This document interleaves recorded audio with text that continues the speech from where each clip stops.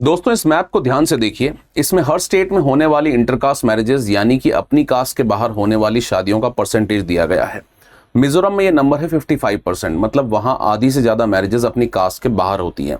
मेघालय में 46%, सिक्किम में 38%, जम्मू एंड कश्मीर में 35% और गुजरात में लगभग 13%। अब इस लिस्ट के दूसरे एंड पर जाइए। मध्य प्रदेश में नंबर सिर्फ 1% है, मतलब लगभग 99% लोग अपनी ही कास्ट में शादी कर रहे हैं मध्य प्रदेश में।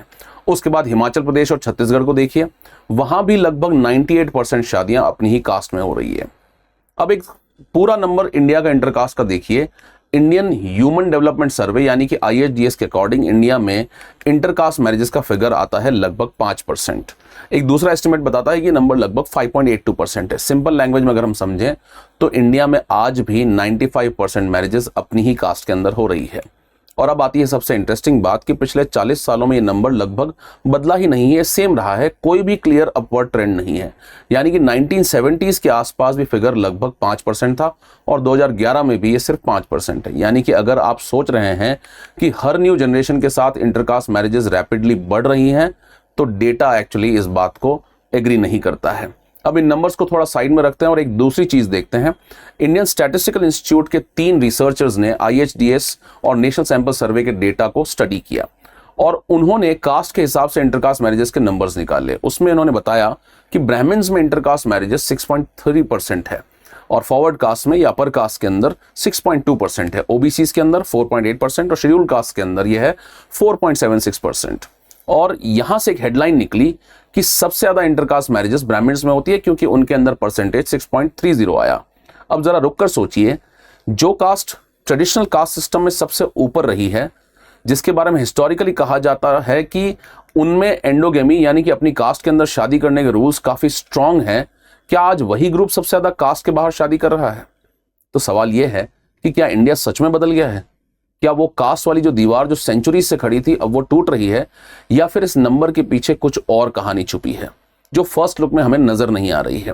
अब मैं आपको इसका आंसर अभी नहीं दूंगा क्योंकि इस पूरी स्टोरी थोड़े से क्लूज छुपे हुए हैं इस डेटा के अंदर और हम 4 ऐसे क्लूज को देखेंगे और जैसे जैसे हम इन क्लूज को समझेंगे पूरी पिक्चर एक्चुअली क्लियर भी होगी और चेंज भी होती चली जाएगी। तो चलिए सबसे पहले क्लू नंबर 1 देखते हैं। पहला क्लू है पैसा। हम जनरली ये सोचते हैं कि जैसे जैसे फैमिली अमीर होती है, जैसे जैसे लोग एजुकेटेड होते हैं और जैसे जैसे लोग सिटीज में शिफ्ट होते हैं, वैसे वैसे सोसाइटी जो है मॉडर्न होती चली जाती है और मॉडर्न सोसाइटी में कास्ट की वॉल्स जो है वो वीक होने लगती है। लॉजिक तो बिल्कुल सही लगता है देखने पर, लेकिन डेटा कुछ और बताता है और यहां एक्चुअली पूरी पिक्चर बदल जाती है। इस स्टडी में लोगों को उनकी वेल्थ के बेसिस पर 4 ग्रुप्स के अंदर डिवाइड किया गया। सबसे पुअर ग्रुप में इंटरकास्ट मैरिज का रेट था 5.89%, सबसे अमीर ग्रुप में 4.01%, मतलब जो लोग सबसे अमीर हैं वो कास्ट के बाहर सबसे कम शादी कर रहे हैं। इनकम के बेसिस पर भी ऑलमोस्ट सेम बात निकली। मिडिल ग्रुप्स में रेट था 5.58%, लेकिन अपर ग्रुप्स में यह गिरकर नंबर हो जाता है 4.07%। तो पहला क्लू क्या कहता है कि पैसा और modern lifestyle automatically caste system को खत्म नहीं कर सकते हैं। और ऐसा क्यों होता है? क्योंकि बड़े और वेल्दी फैमिलीज में शादी सिर्फ 2 इंडिविजुअल्स का रिलेशनशिप नहीं है। शादी के साथ साथ प्रॉपर्टी भी जुड़ी होती है, लैंड जुड़ा होता है, बिजनेस जुड़ा होता है और फैमिली की रेपुटेशन जुड़ी होती है और सोशल स्टेटस और भी ज्यादा इंपॉर्टेंट हो जाता है। इसलिए बड़ी फैमिलीज में शादी कभी कभी सिर्फ 2 लोगों को कनेक्ट करने का डिसीजन नहीं होता है, वो एक्चुअली फैमिली की प्रॉपर्टी, स्टेटस और सोशल नेटवर्क को एक पर्टिकुलर सर्कल के अंदर मेंटेन करने का भी तरीका होता है। सिंपल वर्ड्स में आप समझें तो जितनी बड़ी प्रॉपर्टी और सोशल स्टेटस, उतनी ही ज्यादा कंसर्न कि ये कहीं बाहर ना चला जाए, स्टेटस ब्रेक ना हो जाए या प्रॉपर्टी किसी और के हाथ में ना चली जाए। इसलिए सोसाइटी के अपर सेक्शंस में एंडोगेमी काफी स्ट्रांग रहती है। चलिए दूसरे क्लू पर देखते हैं, उसे हम कहते हैं शहर या अर्बनाइजेशन। हम सबके माइंड में एक कॉमन आइडिया है कि कास्ट तो एक्चुअली विलेजेस में होती है, सिटी में आखिर कौन आपको कास्ट पूछता है। लेकिन मेट्रोज में देखिए, दिल्ली में अलग अलग स्टेट्स के लोग हैं, मुंबई में अलग अलग कम्युनिटीज हैं, बैंगलोर में अलग अलग बैकग्राउंड्स के लोग एक ही ऑफिस में काम करते हैं, एक ही बिल्डिंग में रहते हैं, एक ही कैफेटेरिया में खाना खाते हैं। तो नेचुरली आपको क्या लगता है कि सिटी में कास्ट की इंपॉर्टेंस कम हो गई है। लेकिन डेटा फिर से आपको सरप्राइज कर देता है कि विलेज में इंटरकास्ट मैरिजेस 5.24% है और उल्टा है सिटीज में मात्र 4.99% है। यानी कि सिटी में फिगर एक्चुअली गांव के मुकाबले थोड़ा कम है इंटरकास्ट शादियों का। मतलब सिर्फ सिटी में शिफ्ट हो जाना कास्ट को ऑटोमेटिकली खत्म नहीं करता है।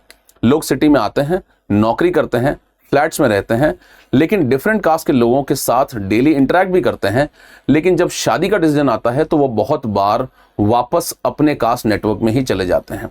और आज तो मैट्रिमोनियल वेबसाइट्स आप देखिए, ऐप्स देखिए, उन्होंने कास्ट बेस्ड मैचिंग को और भी आसान कर दिया है। आप फिल्टर लगाइए सिंपली अपने मैट्रिमोनियल वेबसाइट पर, ब्राह्मण, राजपूत, यादव, जाट, कायस्थ, और आपके सामने स्पेसिफिकली उसी कास्ट के हंड्रेड्स या थाउजेंड्स ऑफ प्रोफाइल्स सामने आ जाएंगे। तो सेकंड क्लू क्या कहता है कि अर्बनाइजेशन भी ऑटोमेटिकली कास्ट सिस्टम को ब्रेक नहीं करता है। तीसरे क्लू पर आते हैं जिसे हम कहते हैं टाइम, और ये बहुत इंपॉर्टेंट है कि अगर इंडिया में genuinely caste boundaries rapidly break हो रही होती तो हमें ये चेंज टाइम के साथ में क्लियरली नजर आना चाहिए था कि न्यू जनरेशन को ओल्ड जनरेशन से ज्यादा इंटरकास्ट मैरिजेस करनी चाहिए थी। यानी कि 1970s से ज्यादा 1990s में शादियां होनी चाहिए थी इंटरकास्ट, और 1990 से ज्यादा इंटरकास्ट शादियां होनी चाहिए 2010 में, और आज हमारे पास उससे भी ज्यादा शादियां होनी चाहिए थी। लेकिन डेटा ये कहता है कि पिछले 4 डिकेड्स में कोई भी clear cut upward trend intercaste marriages में नहीं नजर आया है। फिगर लार्जली सेम लेवल पर ही अटका हुआ है। मतलब सडनली क्या इंडिया चेंज हो गया? ये कंक्लूजन डेटा सपोर्ट नहीं करता है। अगर चेंज है भी तो ये कोई सडन चेंज आपको नजर नहीं आ रहा है। अब क्लू नंबर 4 देखिए कि 2 नंबर्स के बीच का गैप। और अब आता है सबसे इंटरेस्टिंग बात कि ब्राह्मण्स के अंदर अपर इंटरकास्ट मैरिजेस है 6.3%, और बाकी जो अपर कास्ट है उसके अंदर जो इंटरकास्ट मैरिजेस का जो परसेंटेज है वो है 6.2%, और दोनों के बीच में डिफरेंस 0.10%। दोनों नंबर्स ऑलमोस्ट सेम है, और खुद स्टडी में रिसर्चर्स ने कहा कि ब्राह्मण्स की जो इंटरकास्ट की मैरिजेस की रेट है बाकी ग्रुप से सिग्निफिकेंटली डिफरेंट नहीं है। स्टैटिस्टिक्स की सिंपल लैंग्वेज में इसका मतलब है डिफरेंस इतना बड़ा नहीं है कि हम इस बेसिस पर यह क्लेम कर दें कि ब्राह्मण्स बाकी ग्रुप से ड्रामेटिकली ज्यादा इंटरकास्ट मैरिजेस कर रहे हैं। लेकिन हेडलाइन क्यों बनी? हेडलाइन ये बनी कि Brahmins have the highest intercaste marriages rate, यानी कि पूरी हेडलाइन मात्र 0.10% के डिफरेंस पर ही खड़ी थी। लेकिन यहां एक और इंटरेस्टिंग पॉइंट है, अगर ब्राह्मण्स और बाकी जो अपर कास्ट का रेट ऑलमोस्ट सेम है और दोनों ओबीसी और एससी एसटी से थोड़ा ऊपर भी है, तो क्या यह जरूरी है कि ये कास्ट बाउंड्रीज को उस तरह क्रॉस करना है जैसे हम नॉर्मली इमेजिन करते हैं? शायद ऐसा नहीं है। हो सकता है कि ये मूवमेंट लार्जली अपर सोशल ग्रुप्स के अंदर में आपस में ही हो रहा हो, यानी कि कास्ट की बाउंड्रीज ओवरऑल ब्रेक ना हो रही हो, लेकिन अपर कास्ट के बीच में कास्ट की बाउंड्रीज ब्रेक हो रही हो। यानी कि एक ब्राह्मण का किसी दूसरी अपर कास्ट में मैरिज करना डेफिनेटली कास्ट बाउंड्री को क्रॉस तो करता है, लेकिन सोशल डिस्टेंस के पर्सपेक्टिव से अगर हम देखें तो ये उस मैरिज से बहुत डिफरेंट है जहां कोई पर्सन सोशल हायरार्की का एक एक्सट्रीम एंड से दूसरे एक्सट्रीम एंड तक मैरिज करता है। यानी कि कोई लोअर कास्ट का आदमी जो अपर कास्ट से शादी करता है, इस लेवल का कास्ट बाउंड्रीज ब्रेक नहीं हो रही है। यानी हर इंटरकास्ट मैरिज सोशल हायरार्की को एक जैसी डिस्टेंस या एक जैसी डिस्टेंसिंग के हिसाब से चैलेंज नहीं करती है। तो अब हमारे पास में 4 क्लूज हैं। पैसा कास्ट को ऑटोमेटिकली ब्रेक नहीं करता है, सिटी कास्ट को ऑटोमेटिकली ब्रेक नहीं करती है, 40 सालों में कोई मेजर अपवर्ड ट्रेंड नहीं आया है, और ब्राह्मण्स और जो बाकी अपर कास्ट है उनका नंबर इंटरकास्ट मैरिजेस का ऑलमोस्ट सेम है। और अब ये चारों क्लूज एक ही सवाल पर ले आते हैं कि अगर कुछ भी ड्रामेटिकली चेंज नहीं हुआ तो ब्राह्मण्स का नंबर सबसे ऊपर क्यों नजर आ रहा है? और अब मैं आपको इसका सही आंसर बताऊंगा, और आंसर ब्राह्मण सोसाइटी की थिंकिंग में नहीं है, सर्वे में पूछे गए उस एक सवाल के अंदर है। असली सवाल क्या था कि IHDS सर्वे में मैरिड वुमेन से एक बहुत सिंपल क्वेश्चन पूछा गया, क्या आपके हस्बैंड की जो फैमिली है, आपके मायके की फैमिली की जो कास्ट है और आपके हस्बैंड की फैमिली की जो कास्ट है, क्या ये सेम है? और क्वेश्चन में कास्ट के लिए इंग्लिश में कास्ट यूज हुआ, लेकिन एक्चुअल इंडियन टर्म जो यूज की गई है वो है जाति। और ये एक छोटा सा वर्ड पूरी स्टोरी को चेंज कर देता है। इसके 2 मेजर इंप्लीकेशंस थे। पहला, आंसर सब्जेक्टिव है। सर्वे ने खुद ये डिसाइड नहीं किया कि किसी पर्सन की कास्ट को एग्जैक्टली कैसे डिफाइन किया जाए। उसने ये डिसीजन लार्जली रेस्पोंडेंट की अंडरस्टैंडिंग पर छोड़ दिया, यानी एक वुमेन अपनी या एक औरत अपनी मैरिज को किस तरह से क्लासिफाई करती है वो मैटर करता है इस पूरे रिसर्च के अंदर। IHDS की प्रोफेसर जो सोनालदे देसाई है, उन्होंने एक्सप्लेन किया कि ये अप्रोच डेलिबरेटली यूज की गई थी ताकि रिसर्चर्स खुद ये डिसाइड ना करें कि कास्ट एग्जैक्टली क्या है। लोग अपनी कास्ट को जिस तरह समझते हैं वो बात सामने आए। लेकिन दूसरी बात और भी इंपॉर्टेंट है, ये क्वेश्चन वर्ण के बारे में नहीं था, ये क्वेश्चन जाति के बारे में था, और यहां पर ही पूरी स्टोरी चेंज हो जाती है, क्योंकि ब्राह्मण एक्चुअली एक सिंगल जाति है ही नहीं। हम जब ब्राह्मण बोलते हैं तो लगता है कि एक सिंगल कास्ट है, लेकिन एक्चुअली ब्राह्मण एक ब्रॉड सोशल कैटेगरी है जिसके अंदर बहुत सारी जाति आती हैं और सब कास्ट आती हैं। जैसे फॉर एग्जांपल साउथ इंडिया में आप देखेंगे तो अय्यर और अयंगर होते हैं। नॉर्थ इंडिया में कन्या, कुब्जा, सरयूपरीन या गौर। ब्राह्मण्स का जो आपके महाराष्ट्र है उसके अंदर आते हैं देशस्थ, कोंकणस्थ और करहाड़े। और इनके अंदर भी गोत्र और मैरिज के रूल्स होते हैं। तो हिस्टोरिकली इन सब ग्रुप्स के बीच में भी शादी की रेस्ट्रिक्शंस थी, ये भी आपस में शादी नहीं कर सकते थे। मतलब कि एक अय्यर फैमिली के लिए एक अयंगर भी एक्चुअली दूसरी जाति हो सकती है। तो अब एक सिंपल एग्जाम्पल आप सोचिए कि एक अय्यर वुमेन है, उसकी शादी एक अयंगर फैमिली में हो गई, और अब सर्वे में अगर उससे पूछा जाता है कि क्या आपके हस्बैंड की फैमिली आपके मायके की फैमिली के साथ उनकी सेम कास्ट है, तो वो आंसर करेगी नहीं। और सर्वे के पर्सपेक्टिव से ये इंटरकास्ट मैरिज मानी जाएगी, और हो सकता है कि इसी मैकेनिज्म की वजह से ये नंबर 6.3% तक आ गया हो और हमें लग रहा हो कि ये 6.3% है। तो अब आता है सवाल डेमोग्राफी का, कि डेमोग्राफी कैसे इन्फ्लुएंस करती है इस डिसीजन को। और पॉपुलेशन साइज का बहुत बड़ा फैक्टर भी होता है। ब्राह्मण्स इंडिया की पॉपुलेशन का रिलेटिवली स्मॉल पोर्शन है, और पूरे कंट्री में ये एक्चुअली पूरे बिखरे हुए हैं, डिस्ट्रीब्यूटेड है। यानी कि एक डिस्ट्रिक्ट में उनकी पॉपुलेशन बहुत ही लिमिटेड है, और उस लिमिटेड पॉपुलेशन के अंदर भी बहुत सारी सब कास्ट हैं। अब इमेजिन कीजिए, अगर एक ब्राह्मण फैमिली को अपनी एग्जैक्ट सब कास्ट के अंदर सूटेबल मैच चाहिए, तो उनके पास ऑप्शंस कितने लिमिटेड होंगे, यानी कि उनका मैरिज रिलेटेड पूल बहुत ही छोटा हो जाता है। अब इसका ऑपोजिट एग्जाम्पल देखिए, एक बड़ी ओबीसी कास्ट, मान लीजिए यादव या कुर्मी, अगर किसी पर्टिकुलर रीजन में उस कास्ट की पॉपुलेशन बहुत बड़ी है, तो अपनी ही कास्ट में सूटेबल पार्टनर मिलना कंपैरेटिवली इजी हो जाता है, उन्हें कास्ट बाउंड्री क्रॉस करने की जरूरत ही नहीं पड़ती है। तो यहाँ एक सिंपल मैथमेटिकल पॉइंट है कि स्मॉल एंड फ्रेगमेंटेड ग्रुप्स के लिए अपनी एग्जैक्ट कास्ट में मैच मिलना कंपैरेटिवली डिफिकल्ट हो सकता है, और लार्ज कास्ट ग्रुप्स के लिए सेम कास्ट में मैच मिलना एक्चुअली ईजियर है। तो एक्चुअल कंक्लूजन क्या निकल कर आता है? ब्राह्मण्स का 6.30% इंटरकास्ट मैरिज रेट ये प्रूव नहीं करता कि ब्राह्मण्स कास्ट सिस्टम के अगेंस्ट सबसे प्रोग्रेसिव हो गए हैं। ये भी ऑटोमेटिकली प्रूव नहीं करता है कि ब्राह्मण्स ने कास्ट की दीवारों को सबसे ज्यादा तोड़ दी है। इसका एक मेजर एक्सप्लेनेशन ये भी हो सकता है कि ब्राह्मण कैटेगरी के अंदर ही बहुत सारी सब कास्ट हैं और उनके मैरिज पूल्स बहुत ही फ्रेगमेंटेड हैं। यानी कि एक बड़ी कास्ट के पास अपनी कास्ट के अंदर ही ह्यूज मैरिज पूल भी हो सकता है, लेकिन स्मॉल और फ्रेगमेंटेड ग्रुप्स के लिए एग्जैक्ट सेम जाति के अंदर मैच मिलना कंपैरेटिवली डिफिकल्ट हो सकता है।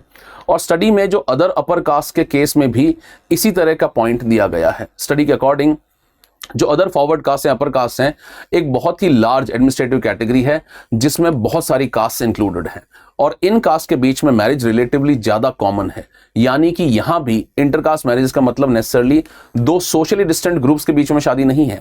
कभी कभी ये सेम ब्रॉड सोशल कैटेगरी के अंदर डिफरेंट कास्ट के बीच में शादियां हो रही होती है।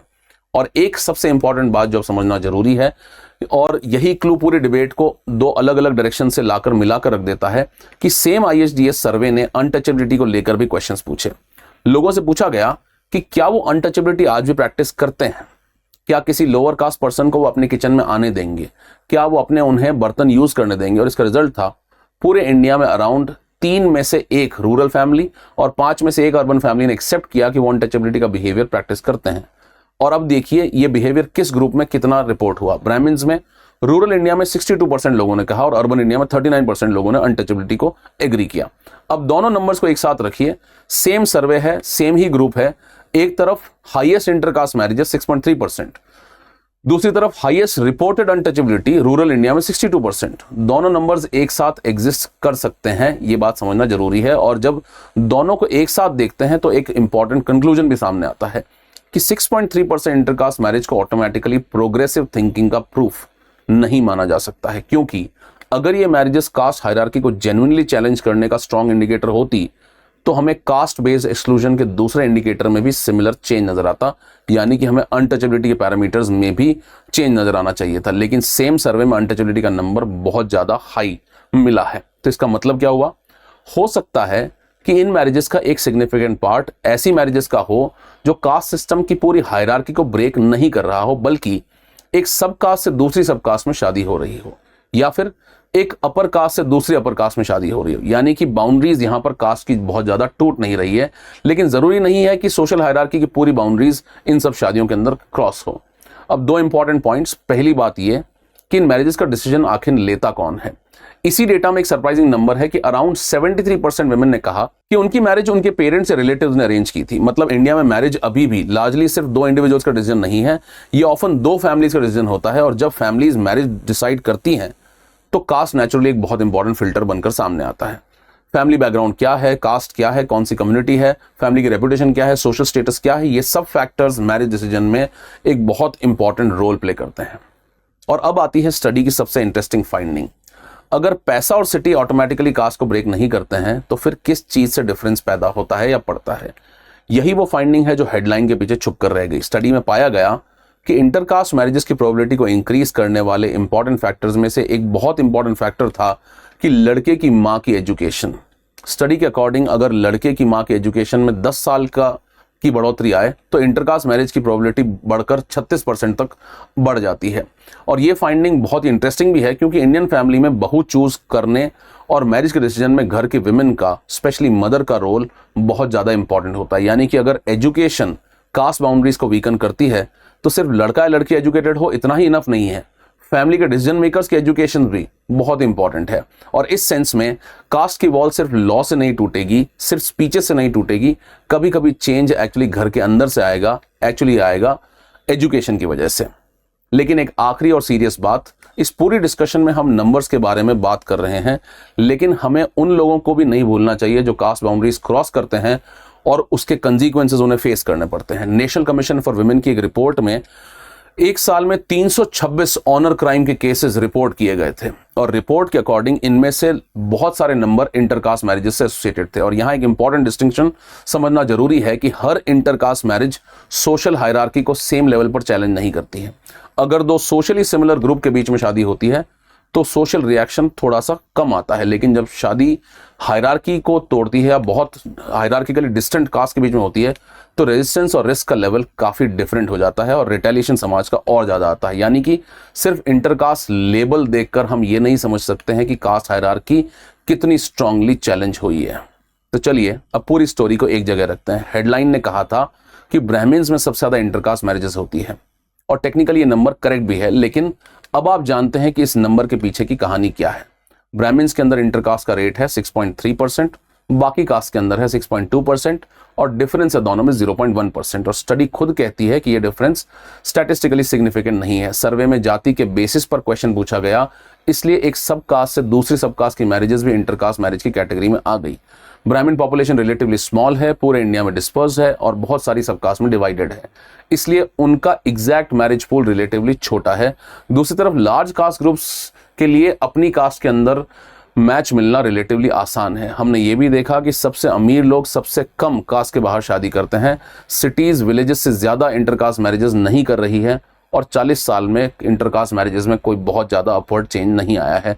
और सेम सर्वे में अनटचेबिलिटी के लेवल्स पर भी रिपोर्ट हुए, तो सिर्फ 6.3% के नंबर को देखकर यह कहना कि ब्राह्मण कास्ट सिस्टम को सबसे ज़्यादा ब्रेक कर रहे हैं, ये बहुत ही सिंपलिस्टिक कंक्लूजन होगा।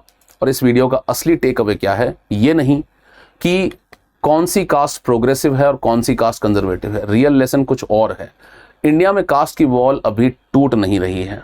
हाँ, उसके अंदर थोड़ा मूवमेंट ज़रूर हो रहा है, कुछ मैरिजेस कास्ट बाउंड्रीज क्रॉस कर रही है, लेकिन बहुत बार ये movement same broad social level पर ही उसके अंदर ही हो जाता है। एक जाति से दूसरी जाति, एक फॉरवर्ड कास्ट से दूसरी फॉरवर्ड कास्ट। लेकिन कास्ट हायरार्की के एक एंड से दूसरे एंड तक लॉन्ग जंप जो है वो जेन्युइनली कास्ट सिस्टम की सोशल डिस्टेंसिंग को चैलेंज करे, वो आज भी बहुत मुश्किल है। और शायद इसीलिए इस पूरी स्टोरी का सबसे इंपॉर्टेंट लेसन किसी एक कास्ट के बारे में नहीं है।